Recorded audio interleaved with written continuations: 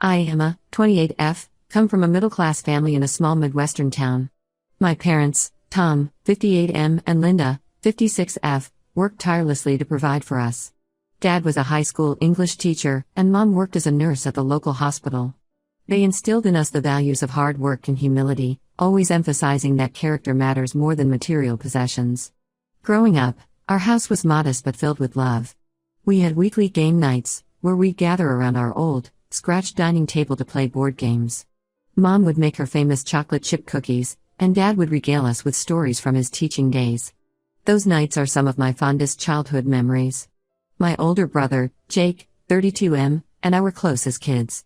We'd spend hours building elaborate Lego structures or exploring the woods behind our house. Jake was always the leader in our adventures, his imagination running wild as he created fantastical stories about the magical creatures inhabiting our backyard. Things started to change when Jake entered high school.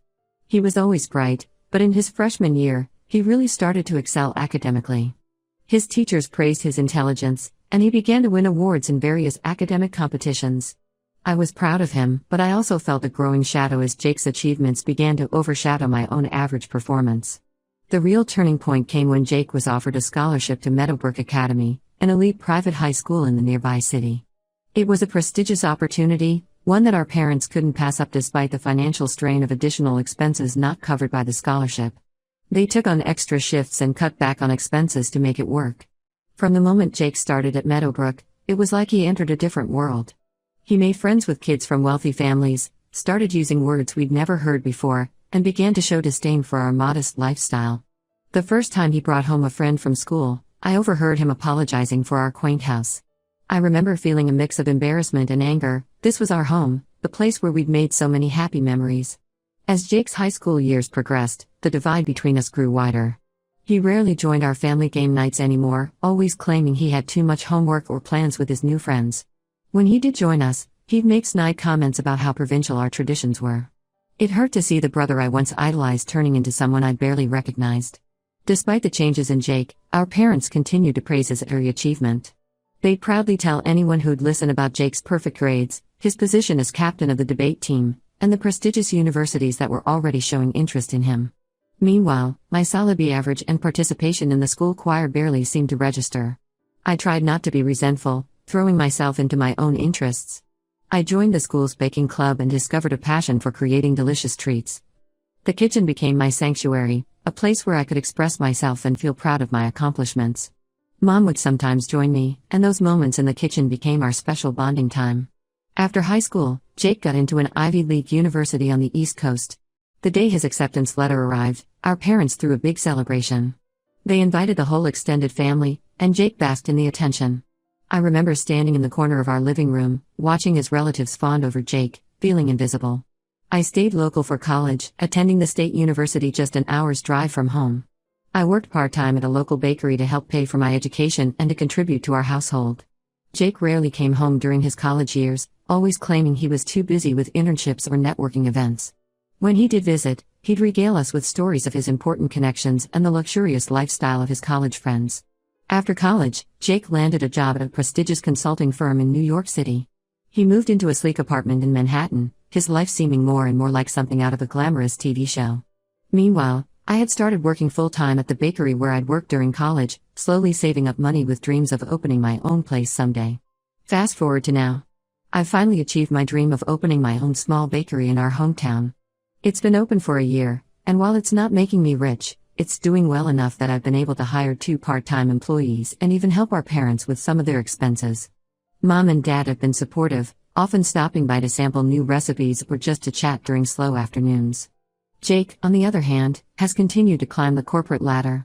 He's now a senior consultant, constantly posting on social media about his business class flights, fancy client dinners, and expensive watches. His visits home have become even rarer, and when he does come, he spends most of the time on his phone or complaining about how there's nothing to do in our backwater town. Last month, our cousin Amy, 25F, got married. Amy and I have always been close. She'd often join me in the kitchen during family gatherings, and we'd gossip while frosting cupcakes or kneading bread dough.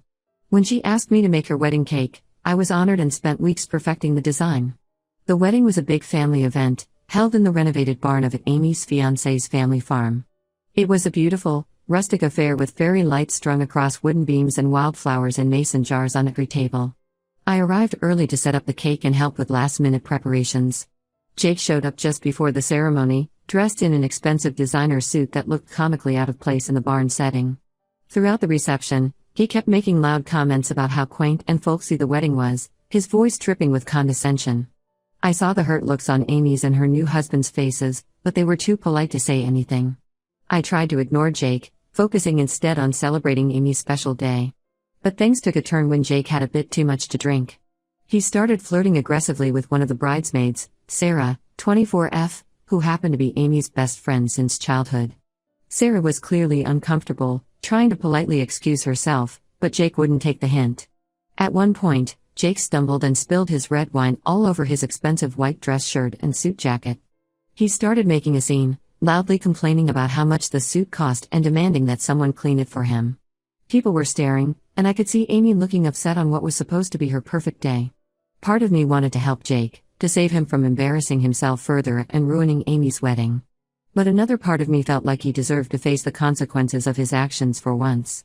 So, I stayed where I was, pretending not to notice the commotion. Things escalated when Jake tried to approach Sarah again. He tripped over his own feet and fell face first into the wedding cake, the three-tiered masterpiece I had spent weeks perfecting. The entire room went silent. Jake was covered in cake and frosting, looking absolutely ridiculous in his ruined designer suit. He looked around the room, his eyes landing on me. I could see the silent plea for help in his eyes, a glimpse of the brother I used to know peeking through his drunken haze. But I turned away, leaving him to deal with the mess he'd created. Our parents rushed to Jake's aid, helping him up and quickly ushering him out of the reception hall. I stayed behind to help Amy and her new husband salvage what was left of their wedding celebration. We managed to save the bottom tier of the cake, and Amy was gracious enough to laugh off the incident, saying it would make for a memorable wedding story. But as I watched Amy cut into what remained of the cake I poured my heart into, I couldn't help but feel a mix of emotions: anger at Jake for his behavior, guilt for not helping him, and a deep sadness for how far apart we'd grown. Am I the asshole for not helping my brother in his moment of humiliation, even though he's been insufferable for years? Should I have put aside my resentment and stepped in to help him?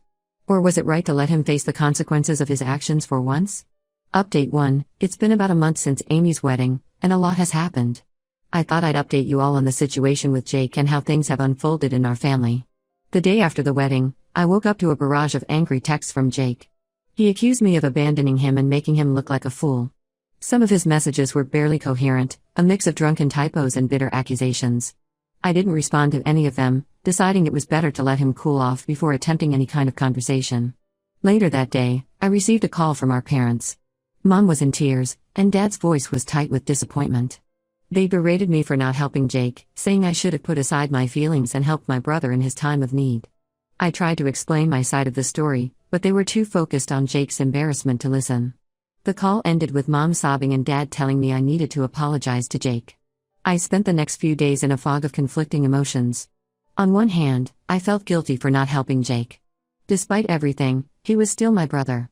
On the other hand, I was angry at Jake for his behavior, angry at my parents for always taking his side, and angry at myself for still caring what they thought.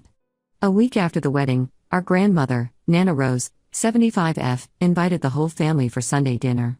Nana Rose has always been the matriarch of our family, the voice of reason in any dispute. She lives in the old farmhouse where my dad grew up, a place that's always felt more like home to me than our own house. I was hesitant to go, knowing Jake would be there, but I couldn't say no to Nana Rose. As I drove up the winding driveway to Nana's house, I was transported back to childhood summers spent running through her vegetable garden, helping her make strawberry jam, and listening to her stories about our family's history. Nana Rose was the one who first taught me to bake, patiently guiding my small hands as we kneaded bread dough together. The dinner started off tense. Jake wouldn't look at me, and our parents were giving me the cold shoulder. But Nana Rose, bless her heart, wasn't having any of it. After the main course, her famous pot roast that always reminds me of cozy Sunday dinners, she cleared her throat and addressed the elephant in the room. "Now, I've heard about what happened at Amy's wedding," she began, her voice firm but kind. "And I think it's high time we had a family discussion about respect and humility." What followed was an hour-long conversation where Nana Rose methodically broke down the issues in our family dynamic. She talked about how Jake's behavior had been enabled for years, how our parents' favoritism had created a rift between us siblings, and how my resentment had built up over time. She reminded us of the values our grandpa, who had passed away 5 years ago, had always tried to instill in us. Grandpa had been a farmer, a man of few words but profound wisdom. He used to say, "A family is like a garden. You reap what you sow, and if you don't tend to all the plants equally, some will wither while others overgrow." To my surprise, Jake didn't interrupt or try to defend himself. He sat there, looking more humble than I'd seen him in years. When Nana Rose finished speaking, Jake did something I never expected. He apologized. "I'm sorry," he said, his voice barely above a whisper. "I've been a real jerk, haven't I?" The room was silent for a moment before I found my voice. "Yeah, you have," I replied, but without the anger I'd been carrying for so long. Jake went on to explain that the wedding incident wasn't the only thing that had happened recently. He'd lost his job at the consulting firm. Apparently, his behavior at work had been just as arrogant as it was with family, and his bosses had had enough. He admitted that he'd been overcompensating at the wedding, trying to maintain the illusion of success. As Jake spoke, I began to see my brother again, not the arrogant, condescending man he'd become, but the vulnerable, uncertain person underneath.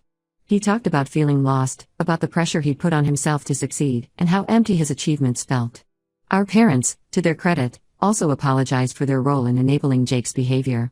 Mom, tears in her eyes, admitted that she had pushed Jake so hard because she wanted him to have the opportunities she never had.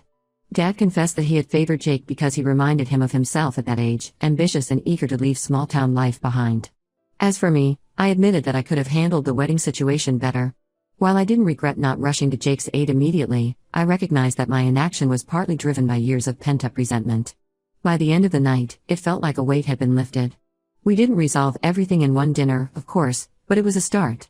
Jake asked if he could come by my bakery sometime, saying he'd like to see what I've built. I agreed, albeit cautiously. As we were leaving, Nana Rose pulled me aside. She pressed a worn, leather-bound book into my hands, her recipe book, the one I'd watched her write in countless times over the years. "I think you'll make better use of this than I will now," she said with a wink. "And remember, family is like bread dough. Sometimes you need to let it rest, but you always come back to knead it with love." It's been a few weeks since that dinner, and things are different. Not perfect, but different. Jake has been making an effort to be less arrogant, and our parents have been more conscious about treating us equally. Jake has started coming to the bakery, not just to visit but to help out. He's terrible at baking, but he's trying, and that means more to me than I can express. As for me, I'm trying to let go of some of my old resentments. It's not easy, years of feeling second best don't disappear overnight. But I'm working on it, one day at a time. I know we have a long way to go, but for the first time in years, I feel hopeful about my relationship with my brother and my place in our family. I'll keep you all updated on how things progress. Update 2: It's been another 2 months since my last update, and I wanted to share the progress we've made as a family, as well as some new challenges that have arisen. After our family dinner at Nana Rose's, Jake and I started to rebuild our relationship. He's been coming to the bakery regularly, not just to visit but to actually help out. At first, it was a bit of a disaster. He nearly ruined a batch of croissants and somehow managed to get flour in places I didn't even know existed in my kitchen. But he's been persistent, and I have to admit, it's been nice having him around. One day, as we were closing up the bakery, Jake confessed that he'd always been a bit jealous of my ability to create something tangible with my hands. All those years in consulting, he said, and I never once got to see or taste the results of my work. But here, every day, you're making something real that brings joy to people. That conversation led to us starting a new tradition of Sunday brunches where we take turns cooking for each other. Last Sunday, Jake attempted to bake cinnamon rolls from scratch. They were hilariously lopsided and a bit overdone, but the effort meant more to me than any expensive gift he could have bought in his old life. Jake has also started volunteering at the local community center, teaching basic computer skills to seniors. It's been heartwarming to see him use his knowledge to help others without any expectation of praise or reward. He told me that working with the seniors has given him a new perspective on what's truly important in life. Our parents have been making efforts too. Mom has started showing more interest in my bakery, even asking for baking lessons. Dad, who was always a bit distant, has been making an effort to connect with both of us equally. He's been helping me with some business planning for the bakery and has been brainstorming ideas with Jake for potential new career paths. However, just as things were improving between us, a new problem arose. Our parents, particularly our mom, seemed to be struggling with the shift in family dynamics. About a month ago, we had another family dinner, this time at our parents' house. Jake and I arrived together, chatting amiably about a funny incident that had happened at my bakery involving a mix-up between salt and sugar in a batch of cookies. The moment we walked in, I could sense something was off with Mom. She seemed tense, her smile a bit too forced as she greeted us. Throughout dinner, Mom kept trying to bring up Jake's old job, asking if he'd heard back from any of his important connections. When Jake politely changed the subject, talking instead about his volunteer work, Mom's face fell. I could see the disappointment in her eyes, and it made me uneasy. After dinner, as Jake was helping Dad with the dishes, another new development, Mom pulled me aside into the living room. The room was filled with framed photos of our family, and I couldn't help but notice how many of them featured Jake's achievements, his high school graduation, college acceptance, first job offer. It was like a shrine to his past success. "Emma, don't you think you should be encouraging Jake to get back into the corporate world?" she asked, her voice low. "All this bakery talk and volunteer work. It's not really suitable for someone of his caliber, is it?" I was shocked. "Mom, Jake seems happier now than he has in years," I replied. "Isn't that what's important?" Mom shook her head, her eyes darting to a photo of Jake in his expensive suit from a few years ago. "But he had such a promising career. All that education, all those opportunities. It just seems like such a waste." I tried to explain that Jake was finding fulfillment in his new path, that he was becoming a better person, but Mom wouldn't hear it. She seemed fixated on the idea of Jake returning to his high-flying corporate life. This conversation opened my eyes to a troubling reality. While Jake and I were working on our issues, our parents, especially Mom, were struggling to adapt to the new family dynamic. They had built so much of their pride around Jake's corporate success that they couldn't see the value in his personal growth. Over the next few weeks, this became a recurring issue. Mom would make subtle, and sometimes not so subtle, comments about Jake getting back on track. She'd send him job listings for corporate positions and talk about connections she could leverage for him. One particularly tense moment came during a family barbecue. Jake was excitedly telling everyone about a group of seniors he'd helped set up email accounts for the first time. The joy on his face was palpable as he described how one elderly woman had teared up at being able to see photos of her great-grandchildren who lived across the country. Mom, instead of sharing in Jake's enthusiasm, simply asked, "That's nice, dear, but have you thought about using your skills for something more substantial? I heard the tech firm in the city is hiring." The light dimmed in Jake's eyes, and I felt a surge of protectiveness I hadn't experienced since we were kids. Before I could say anything, though, Dad stepped in. "Linda," he said gently, "I think what Jake's doing is pretty substantial. He's making a real difference in people's lives." It was the first time I'd seen Dad openly disagree with Mom about Jake's choices, and the tension was palpable. Mom pursed her lips but didn't argue further. Jake, to his credit, has been handling it with grace. He gently but firmly tells Mom that he's not interested in returning to that life right now. But I can see the strain it's putting on him and on his relationship with our parents.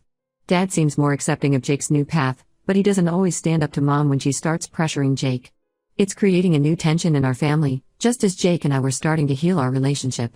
I'm torn about how to handle this. On one hand, I want to support Jake in his journey of self-improvement. On the other hand, I don't want to create more conflict with our parents, especially when we've just started to address our past issues. Jake and I have talked about it, and we're both at a loss. We're considering having another family meeting, maybe with Nana Rose present again, to address this new challenge. But we're worried about how Mom will react. As always, any advice would be appreciated. How do we help our parents, especially Mom, accept and support Jake's new path in life? Update 3. It's been another month since my last update, and I'm happy to report that we've made some significant progress in our family situation. After much discussion, Jake and I decided to confront the issue with our parents head-on. We invited them, along with Nana Rose, to my bakery after hours for a family meeting. We thought the neutral territory might help keep things calm. The evening of the meeting, I was a bundle of nerves. I spent the afternoon stress baking, resulting in an abundance of cookies and muffins that I set out on the tables. As everyone arrived, the bakery filled with the comforting aroma of freshly baked goods, a scent that always reminds me of home and family. The meeting started tensely. Mom was defensive from the get-go, insisting that she only wanted what was best for Jake. Dad mostly stayed quiet, but you could see the conflict on his face. Nana Rose sat quietly, her wise eyes taking everything in. Jake spoke first, calmly explaining how much happier and more fulfilled he felt in his new life. He talked about the satisfaction he got from his volunteer work and how he was exploring starting his own small business, inspired by my bakery's success. "Mom, Dad," he said, his voice steady but emotional, "I know you wanted the best for me, and I appreciate everything you've done. But the corporate life, it wasn't making me happy. I was stressed all the time, I barely slept, and I felt like I was losing myself. Now, for the first time in years, I feel like I'm doing something meaningful. I shared how proud I was of Jake's personal growth and how our relationship had improved. I also expressed my frustration with Mom's constant pressure on Jake to return to his old lifestyle. Mom didn't take it well at first. She became emotional, saying she couldn't understand why Jake would throw away his education and opportunities. "We sacrificed so much to give you those chances," she said, her voice breaking. "How can you just walk away from all of that?" That's when Nana Rose stepped in. In her wise, no-nonsense way, Nana Rose asked Mom a simple question: "What's more important to you, Jake's resume or Jake's happiness?" That question seemed to stop Mom in her tracks. For a moment, she was speechless. Then, to everyone's surprise, she started to cry. Through her tears, Mom confessed that she had always felt insecure about our family's modest background. Jake's corporate success had been a source of pride for her, a way to prove that our family could make it in the world. The idea of Jake stepping away from that life felt to her like a step backwards. "I just wanted you to have everything I never had," she said, looking at both Jake and me. "I didn't want you to struggle like your father and I did." It was a breakthrough moment. For the first time, we all understood the root of Mom's behavior. Dad, finally finding his voice, admitted that he had gone along with Mom's pressure on Jake because he didn't want to disappoint her, even though he personally was proud of Jake's new path. "I see now that we were so focused on external success that we forgot about what really matters," Dad said, his voice thick with emotion. "I'm sorry we put that pressure on you, Jake. And Emma, I'm sorry we didn't appreciate your path as much as we should have." The conversation that followed was honest, emotional, and ultimately healing. We talked about redefining success, about the value of personal happiness over societal expectations. Mom began to see how her actions, though well-intentioned, had been harmful. Nana Rose shared stories about our family's history, about great-grandparents who had weathered the Great Depression, about Grandpa's decision to become a farmer despite his own parents' disapproval. "Our family's strength," she said, "has always been in our ability to forge our own paths and support each other, no matter what." By the end of the night, we had come to some important agreements. Our parents would respect Jake's choices and not pressure him about his career. We would have regular family meetings to check in and address any issues before they became major problems. We would all work on expressing our feelings more openly and honestly with each other. We would focus on supporting each other's happiness rather than trying to live up to external expectations. As we were cleaning up, Mom approached me. She picked up one of the cookies I'd baked earlier and took a bite. "These are wonderful, Emma," she said softly. "I'm sorry I haven't appreciated your talent as much as I should have. Would you be willing to teach me how to make these?" That simple request felt like the beginning of a new chapter in our relationship. In the weeks since that meeting, things have improved dramatically. Mom has stopped sending Jake job listings and has even started showing interest in his volunteer work. Last week, she surprised us all by asking Jake to teach her some basic computer skills, just like he does in his classes at the community center. Dad has become more vocal in his support of both Jake and me. He's been helping me with some business planning for my bakery and has been brainstorming ideas with Jake for his potential new business venture. As for Jake and me, our relationship continues to grow stronger. Our Sunday brunches have become a highlight of my week. Last Sunday, Jake attempted to bake a pie from scratch using one of Nana Rose's old recipes. The crust was a bit tough and the filling was runny, but we laughed together as we ate it, making plans for his next baking attempt. There are still moments of tension, old habits that slip through now and then. But now, instead of letting them fester, we address them openly and work through them together. I know we still have work to do, but I'm incredibly proud of how far we've come as a family. Jake's embarrassing moment at Amy's wedding, as unfortunate as it was, turned out to be the catalyst for real, positive change in our lives. Thank you all for your support and advice throughout this journey. Your perspectives helped me navigate these challenging family dynamics. While we're not perfect, we're learning and growing together, and that's what really matters.